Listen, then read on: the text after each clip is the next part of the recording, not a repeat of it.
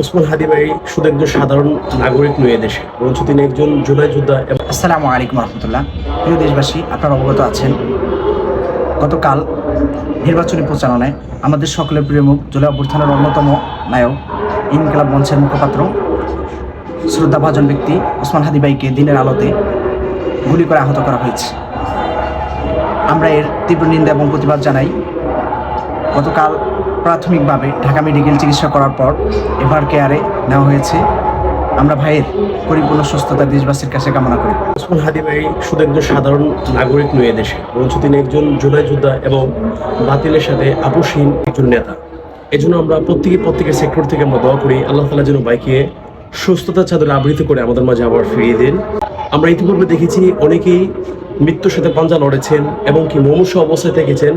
দেশবাসীর দোয়ায় আল্লাহ তাআলা আমাদের মাঝে পুনরায় ওনাদেরকে আবার ফিরিয়ে দিয়েছেন। অনুরূপ আমরা যদি এই ওসমান হাদি ভাইয়ের জন্য দেশবাসী সকলে মিলে আমরা এক হয়ে দোয়া করি, ইনশাল্লাহ আশা রাখি ইনশাল্লাহ আল্লাহ তাআলা আমাদের মাঝে পুনরায় ওসমান হাদি ভাইকে ফিরিয়ে দিবেন।